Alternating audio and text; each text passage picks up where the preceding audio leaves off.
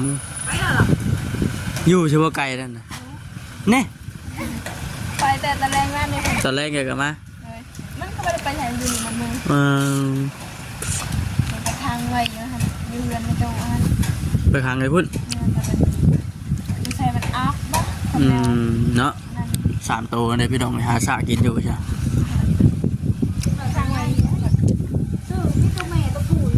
ตัวแม่2 ตัวตัวผู้ตัวนึงไปเลยไปคู่มูงานตัวแรกก็มีอีกบ่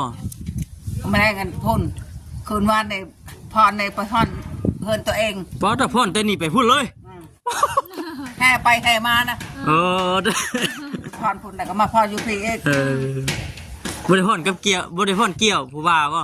บ่เลี้ยวนี่เป็นคนเท่าอันนี้ว่าพ่นเกี่ยวกับผู้บ่าวเขามาพรกันเด้เอ้าเนาะ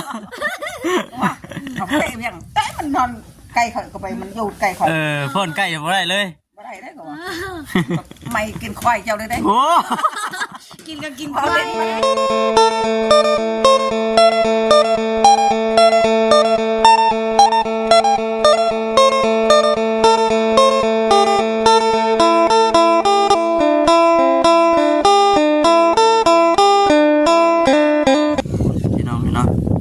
ตัดภาพมาอยู่ที่วัดบ้านลงบักยางเด้อพี่น้องเด้อเนาะบ้านทุกช่วงหนาวๆที่เพิ่นกับบริหยุดบริยนต์พี่น้องเนาะเฮ็ดคือเก่ามุงหลังคาพี่น้องเนาะบัดทีนี้แน่มาแต่ไกลแต่คืนแล้วใช่ไหมเนาะแน่มาแต่พุ่นคิดว่าแล้วได้นะหนาเด้ใช่ตั้งนาก่อนบังหนาก่อนบังกันเพราะว่าทางได้น้องนี่เนาะคันก็เห็นก็แม่นแล้วฉันติบ่ฮู้ว่าข้างนั้นยังทันมุงพี่น้องนี่เนาะไปฮอดบ่บันอันนั้นจะละมองมันจะละมองเจียละมองเคยได้ยินอยู่ไฟเห็นปุ่มมาเจ้าลุงเขาบอกรถชีดำแม่นเคยไปอยู่เคยกายอยู่ฉันนะเคยกายแต่ว่าบุเคยเข้าไปเลยเป็นอะไรก็บอนวัดนะอยู่ทีมงานมันเจ้าหรือว่าเจาะน้ำสางโอ้เจาะน้ำสางอยู่วัดบ่เนี่ยเรือนพ้นเรือนกับบริญญาดอกแล้วเห็นไปกายเมื่อกี้นี่บริเห็นเช่าเห็นยังเลยนี่บอกได้นี่ท่านบ่ที่ให้เรือนในอยู่อันนั้นนิดหน่อยว่าแม่คนไปขายพูดละเที่ยงหน้าในแคมป์ทางบ้านหูเมืองวะหูเมืองครับไกลอันนั้นทางแวเจริญมองไปอยู่เมื่อนั้นก็ไปอยู่ทางบ่อเตียงกกคอนนั่นแหละทีมงานมาเจ้าก็กกต้องทำเงินจะกกช่างเห็นเขาอยู่นะเมื่อกี้นี่ก็ติดเข้มทางกันป่ะแม่นเลยเมื่อกี้นี่ก็เห็นทีมงานมาเจ้าก็อยู่ในกกลุงกกข้าวนิดน้อยก็คนพุ่นแล้วลูกหลานเนาะคนกกข้าวพุ่นพุ่นในที่ช่วยแถวนี้แล้วทั้งบ่อเตียงเพิ่นได้เจาะน้ำเจาะในอยู่หั่นบ่อเตียงบ่แม่นเตียงเพิ่นเมื่อนั้นก็ไปอยู่เมื่อนั้นก็ได้เห็นมาเช่าเลยนี่เพราะว่าก็มีงบเฮ็ดเฮือนบ่มีงบเฮ็ดเสาว่านี่แหละไวเติบเนาะมาเมื่อนั้นยังบ่ทันได้อันนั้นมือนึงนี่กันมุงแรงก็คิดว่าประมาณจักมื้อกะเราเดาเบิ่งโยตามการประมาณยัง3 มื้อบ่กะมุงแล้วอันได้ตอนนั้นบางเทื่อก็บ่ฮอดบางเทื่อก็4 มื้อ4 มื้อของดอกเด้ดอกมันมีงานเนาะช่วงนี้เนาะงานลายเป็นงานดอกงานไวนะมื้อนี้ก็3 บอล4 บอลเลยมันมีช้ำชีมดช้ำชีจกเดี๋ยวที่กระเป๋าจนเมือกกูเลยเนาะกินกับช้ำชีกินจักมือได้เพิ่นโมงนี่ประมาณ4 มื้อนี่4 มื้อพูดเลยไวอยู่ได้เพิ่นเนาะไวอยู่เอาเขาแนมาแต่ทางนั้นคิดว่าแล้วเหรอโธ่เอาทางหน้ามาบัง มามุงทางหน้าพี่ก่อนว่าซั่นติมันไกลแกมทางคนไกลไปไกลมาว่าซั่น ผมก็เห็นหนูแล้ว มองแล้วนี่ก็มีแนวอื่นต่อหรือว่านี่ เท่นี่เลยเท่ดูเท่ยังก่อขึ้นนิดหลายแนวดอกตัวจริง เทพืช เท่น่ะอยู่มบบ่พอมบ เทพื้นเลยบ่ เท่เลย แต่ว่างบน่ะมีพ่อกันแล้วบ่โอ้ท่านนี่มีงบน่ะมีพ่อแต่หลังคานี่บ่ นี่จะปูนมันเบาเน่าที่เอามา โอ้ เท่ตัวนั้นห้องพระ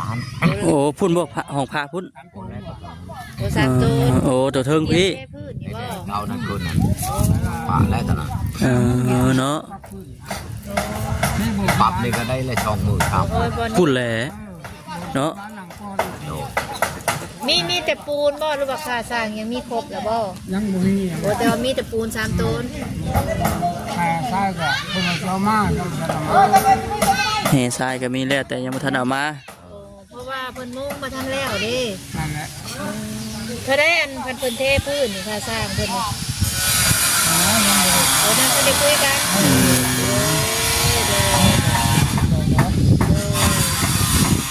โอ้โหกระจูนี่แหละ พอได้อยู่ด้วยกันก็คือ มองแล้วใครอีดอกบาดนี้เนาะ ไปแล้วเห็นลุมเลย เนาะ มันยากน้ำช่วงขึ้นหลังคานี่แล้วอีหยังก็ได้ เยอะเยอะคน ดึงขึ้นดึงลงอยู่ว่าซั่นติ กับอีกอย่างมันก็ขึ้นหลังคานี่งบมันก็ใช้งบหลาย ว่ามันต้องบรรทัด คนก็ยังบ่ทันได้ปิดครับ สามช่องคนแหละ มันก็ยังบ่ได้อัดเว้าบ่เพิ่นสิเอายังอัดทวนเอาไปไว้เชล่าบ่ทวนเป็นโตก็เออ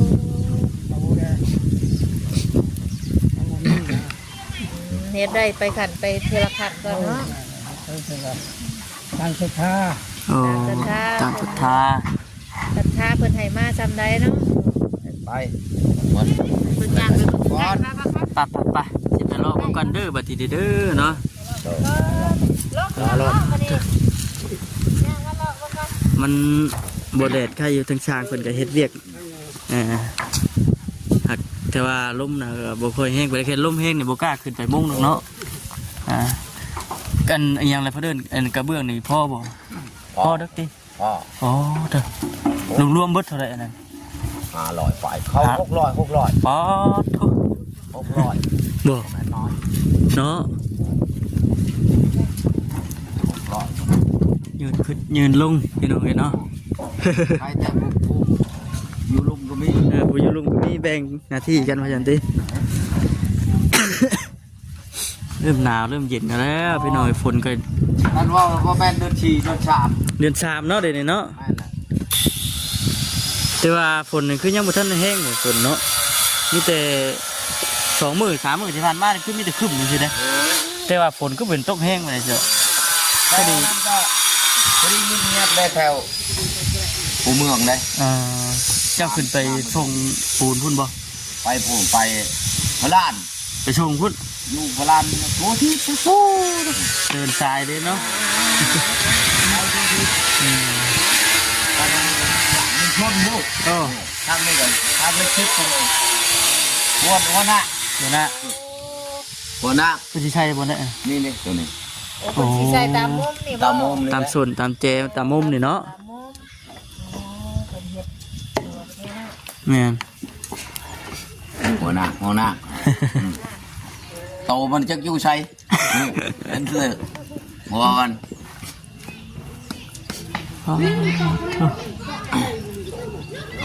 ตามมุม มักไฟมักแนวก็จัดเลยพี่น้อง ตามมุ เนาะ มและช็อตตัวนี้ ลายดีนะ แกกตัวนี้ เต็มอยู่จังเอ้ยตามแจตามมุมนี่เด้ ตามแจตัวนี้แล้ว นี่เนาะ ยิงยัดใช้ตัวนี้เลยตามมุม เออ โอ้ตัวนี้ไปเจาะ เนาะ เจาะ ใส่นี้ ใส่พุ่น มีจักเท่าไหร่นะ ได้กี่วะ 1 2 3 4 ใช้ 5 ทั้งหมด 6 เขาแล้ว 7 ก่อน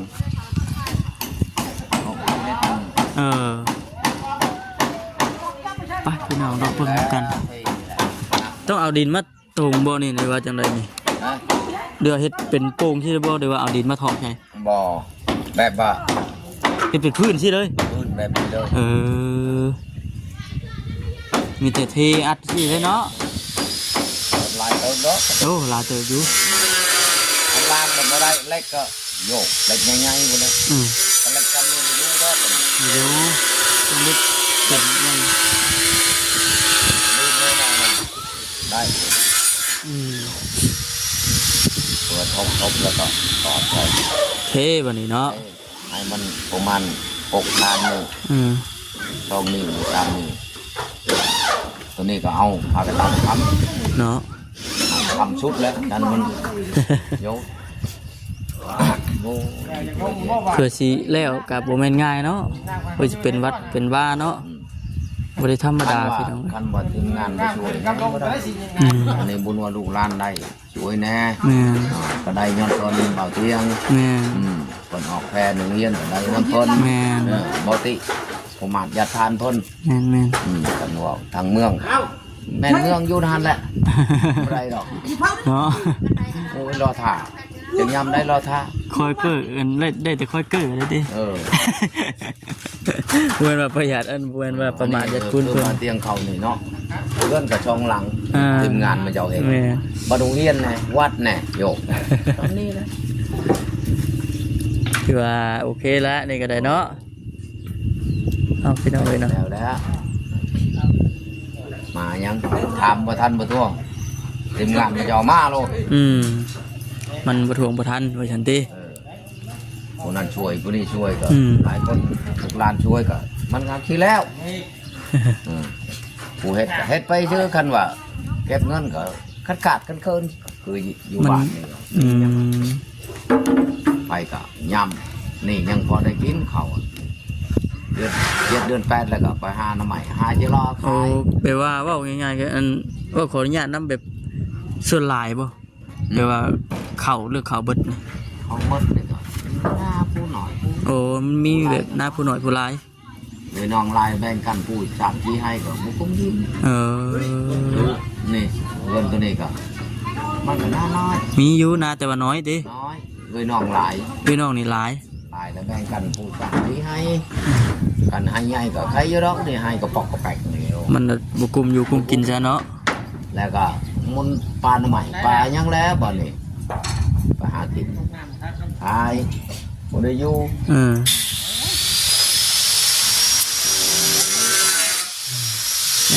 คือในเมืองเลยเป็นลายเขาทุกโลกบ่ได้เฮ็ดหน้า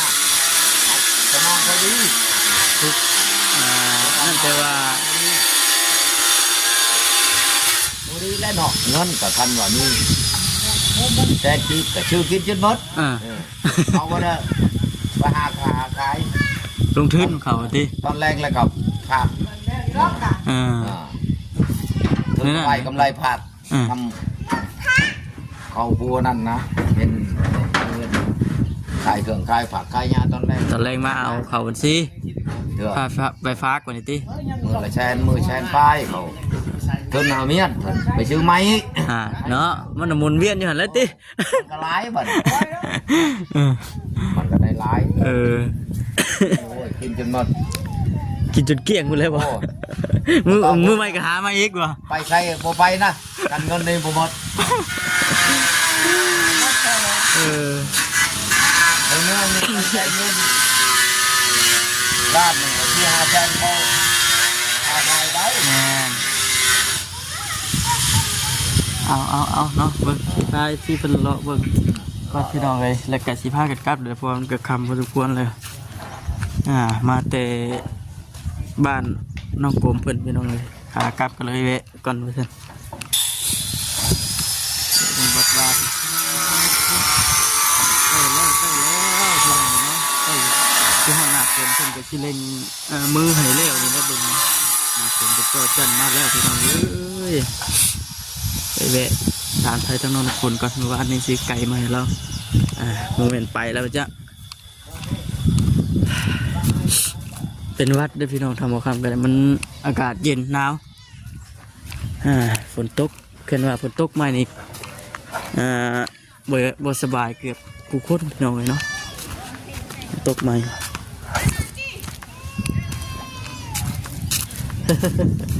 เถอะเตียงฟ้าลูกโรดิมาจ้ะ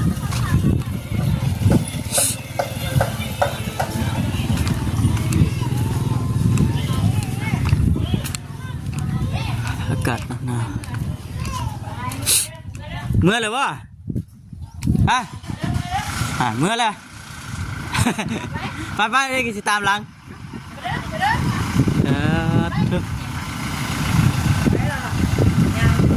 ไปเมื่อบ่เมื่อนั้นมันตะบุญบ่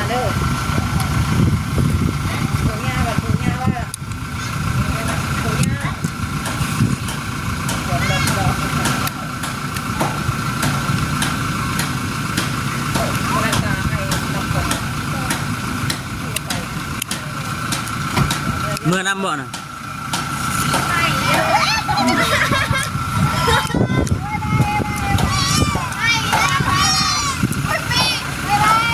ว้าย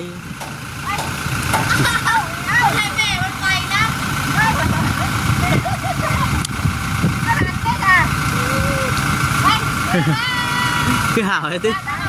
โอเคเดี๋ยวเมื่อตามหลัง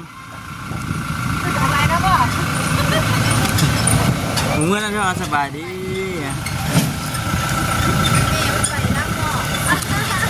ก็กับเมื่ออะไรเขาก็ได้เนาะทำเลยเนี่ย4 โมงครึ่งเช้า5 โมงเมื่อฮอดพอดี5 โมงอยู่เฉพาะไกลนั่นนะเนี่ย ไปแต่ตะแรงนั่นเนี่ย ตอนแรกแกกลับมา มันก็ไม่ได้ไปไหนอยู่นี่มันมือ ไป ทางไว้อยู่ค่ะอยู่เรือนไม่ตรงอัน ไปขังไอ้พุ่น ไม่ใช่มันอัพบ้าง เนาะ3 ตัวเลยพี่ดองไปหาสากินอยู่ใช่ ทางไว้นี่ตัวแม่ตัวผู้อยู่บ่ ตัวแม่2 ตัวตัวผู้ตัวหนึงมาแล้วก็นี่นะเขาซื้ออยู่ดิตลาด แพงกว่าตัว70 แพงบ่ แพง เพลงก็เคยสิขายให้